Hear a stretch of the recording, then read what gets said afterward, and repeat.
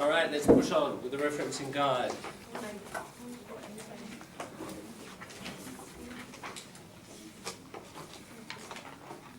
We've looked at this model essay and we've covered the notes. And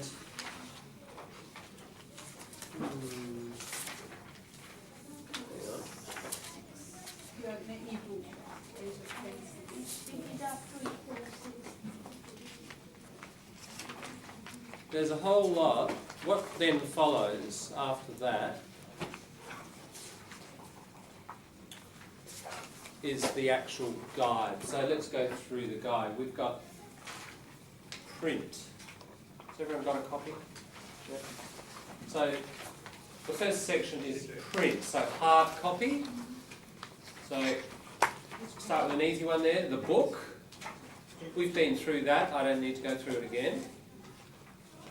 You've got your basic formula there, but then what you've got, the next few sections are variations. So we see book with one author, and what this column here is how you do it in text. There's a few different ways of doing it. You've got an author prominent, that first one. Chabon, 2008, page 108, discusses. Look at the bottom one, or the one in below it. Was discussed in the study, Chabon, 2008, page 108. That's information prominent, isn't it? Remember? We talked about whether you want to highlight the author or the information. Okay, look at the one below that. A Better World, Denny Green Consulting Services, 2008. An organisation. No problem having an organisation as a... That's all right. It's better to have it in front of you. I don't mind. Put in copies. Then what you've got is the reference list. Chabon M 2008, da-da-da-da-da, and you've got one for organisation there. Now all you do is if you've got a book for your essay, you just substitute, don't you? You just replace your details for those. So you've got the formula, as it were. Okay, over the page. I'm not going to go through all of these, but let's have a look down the left-hand side. What if you've got 2 or 3 authors? 4 or more.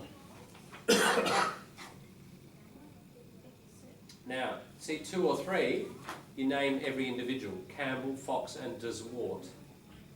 4 or more, the rule is, in the in-text you say Henken et al. Et al stands for et alia in Latin. Et alia. Et means and, alia means others. But what we do is we abbreviate it. Take that off, you need a dot. You don't have a dot here because et is a whole word in Latin. It's not an abbreviation. So don't go et dot al dot, it's et al. Now, what you see there is in the text you say et al, but look in the reference list. Henken, Bova, Delahi, Palama, Koresh, Wagner, Zimmer. The whole team get put in there. Have a look at the order of the names. Henken, Bova, Delahi, Palama, Koresh, Wagner, Zimmer. Is there any order to those? Is it alphabetical? No. No? What order is it? At the end in the book or in the resource. At the end on the resource. It does. It's whatever that resource says.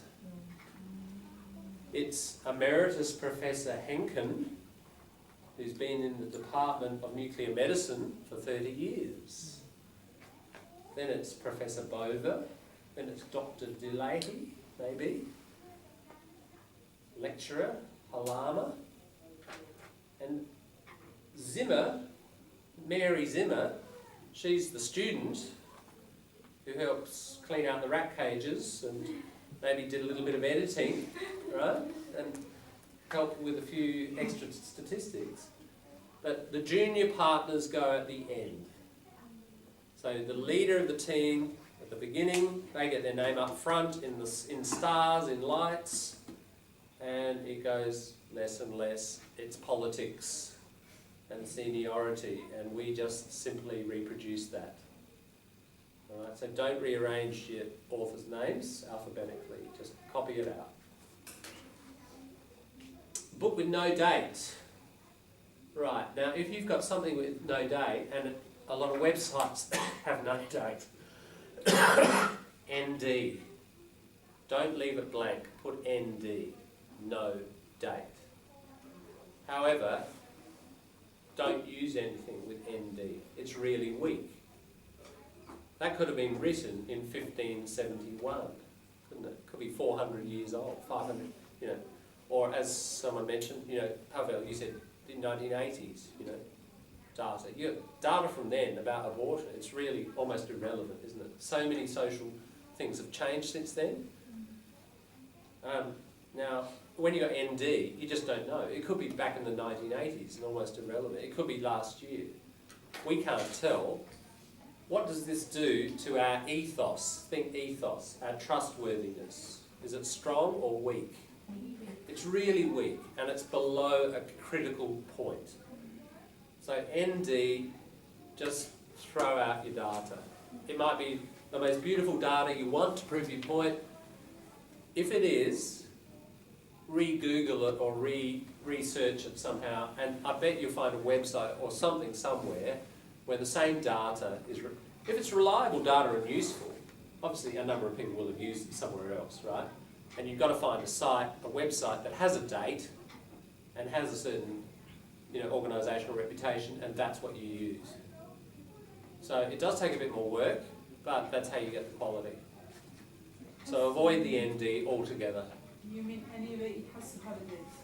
It does, yes. Whether it's a website, a video, a DVD, a book, whatever, really, without a date, it's really weak. Again, look, think of it like the court case, my analogy, the court case.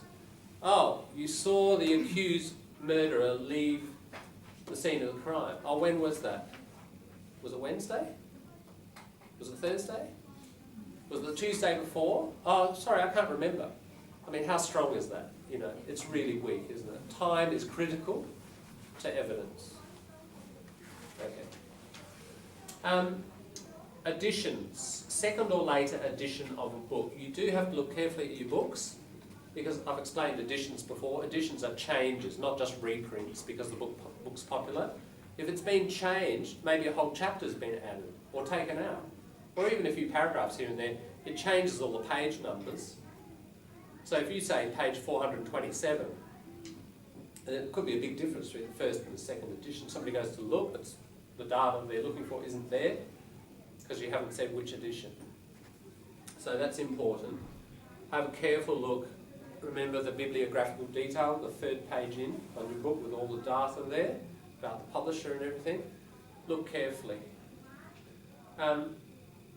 Notice they say there, where do you put it? Author, year, title, then you put the edition. And that's how you do it, ninth, and then EDN. No dot, all lowercase. EDN is acronym of Edition. Now, most books are first edition. And if you find nothing on that bibliographical page, it's first edition, and you don't ever write first edition. If it says nothing in your reference list, everyone just presumes it's first edition. You don't need to say. But second and subsequent, you must say. All right, translated book. Yeah. If we have several editions, like third edition and then fourth edition, we just use the last one? Is that right? You use the edition you're working with, whatever that is. Okay. You might be working with a fourth edition, maybe there's a sixth edition, but you're getting stuff out of that third edition, and it's on page 471. That's the edition you put in your essay. Okay. It's a party on the neighbor's room. What? It's party on the neighbor's room. Is that, yeah. Excuse me, John. Yeah. Is it necessary to mention the page in text citation or just in references? No, you must mention your page in the in-text, not in the reference list. You don't put it in the reference list. We did cover this, maybe you were away, but yeah. Page numbers, if you need them, go in your in-text, not in the reference list. Alright, so for these, you'll see, where's an example? Look, book with 4 or more authors. Henkin et al., page 14, you see? Now have a look at the reference list. There's no page number, is there? Because basically you get that book, you open it at page 14. You don't need to say page 14 there. Just open the book at page indicated in the in-text. You do need to do it, as we discussed the other day, for journals. You need to mention the first and the last page, the page range. We'll get to that in a minute, and I'll point it out. For book is in index. Okay, moving on over the page. We've got an edited book. It's different from an author. Quite a different phenomenon, isn't it? Editor, the person who collects the data, different chapters or articles. Maybe they write a chapter themselves, maybe not. But that's the way to do it. And notice you can see ED there in the reference list and in the in-text. So again, 2 or more or 4 or more authors.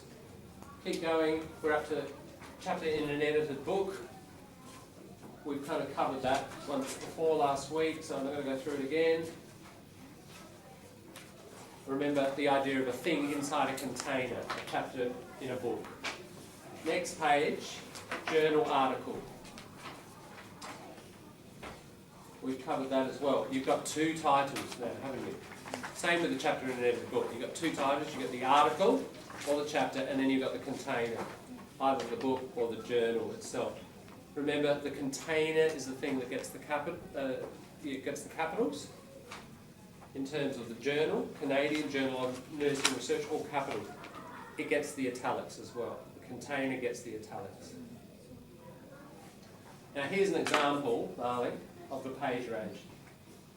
So I'm on journal article. Page 11. 12. It should be on page 11 as well. It would be on page 11 as well, because chapter in edited book, same idea. It's a thing inside a container, so you show its first and its last page. But let's have a look at journal. You're doing it here too. Can you see the journal? Whitmore, the year, there's the title of the article. It's not in italics, it's got single quotation marks. Then the container has the italics, Canadian Journal of Nursing Research. Journal names, as we know, get capitals for every information word. Capital C, capital J, capital M, capital R. Then the volume and da-da-da, all that stuff, you just copy that out. Then PP, pages, not PGS, PP, 7 to 15. That is the first and the last page of that particular article in that journal.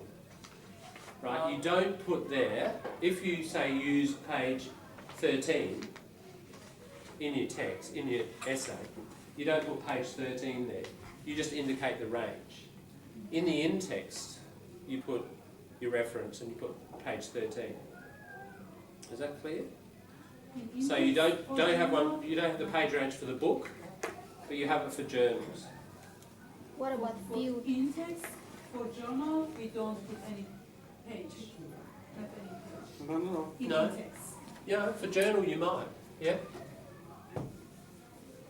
Let's have a look at this one. This is a journal. Imagine in your essay, you're quoting blah blah. Whitmore, 2009, page 13. Also, Okay? So, because it's from 7 to 15, you've taken a bit of data from page 13, right? In your reference list, you do it like that. But you don't put page 13 in your reference list. You just put the range. What does it Detail. mean? What about that few? Do we have to put few in the last sentence?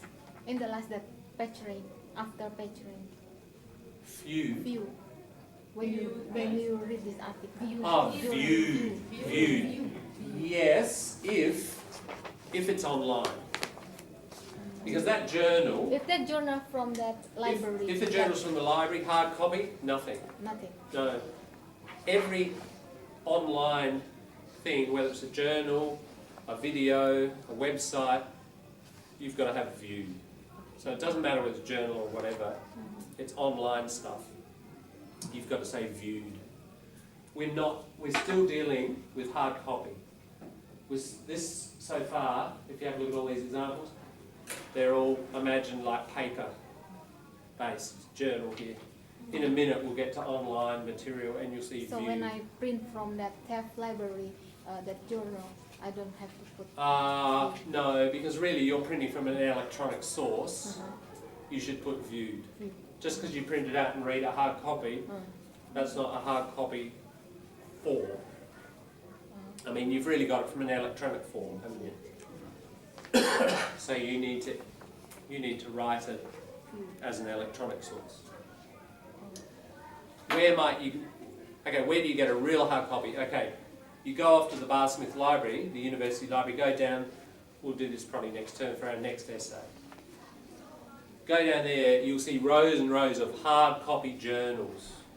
You might find the Canadian Journal of Nursing Research, you get it off the shelf, it's volume 41, there's 57 volumes. Volume 41, number 4, page 13. Right, that's purely hard copy, isn't it? You haven't used the internet at all. You've used the catalogue to go and find that hard copy thing, physical thing. That's this sort of example.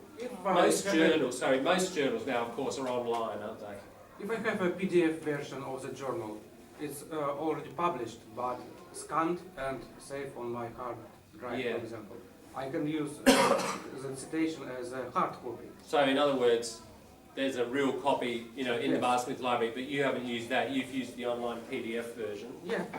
Okay, then you've used the online source. So you'd have to set it out and say online, viewed, etc., etc. Mhm. But it depends which version you have used. Okay. So- And another question, what does it mean, number of the issue? Number of the issue. After volume. Yeah, they've got volume. I think it's missing in Okay. the journal. They- Often what they do, if you went into the Bar Smith Library, say,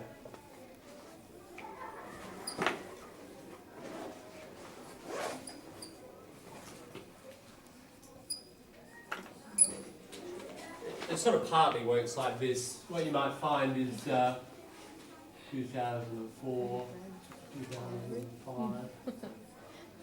Actually, what is it? It's 2009, isn't it? Sorry. Yeah. That's my- So,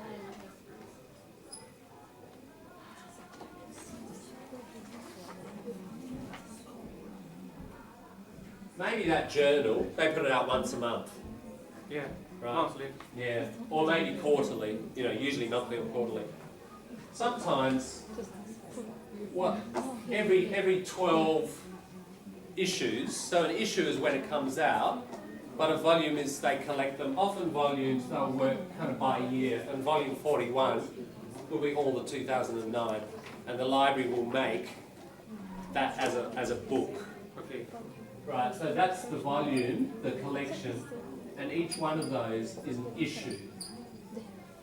So if it's issue number 4, it's January, February, March, April. It's probably the April issue means to send forth, right? So it's like, it's the April version, but it gets bound by all libraries as volumes If it didn't 41. have any issue, how this would, Eh? if it didn't show any issue, Basically, sometimes it just says volume, You get this from my. sometimes it doesn't say. Well, basically, all you do is copy out whatever it says.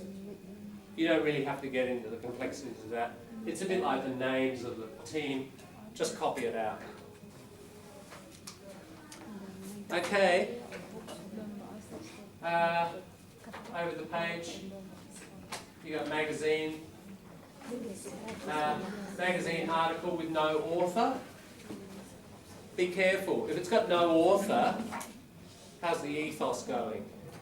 A bit low, isn't it? Who wrote this thing, you know? No, they say News Limited. Right. Copyright Organisation. Yeah. No worries, that's an author. You see, a lot of Yes, them are found but some websites, for example, won't even say that, and you're just lost. So if you remember, I wrote it up before. Individual. Can't find the individual. Look for the organisation.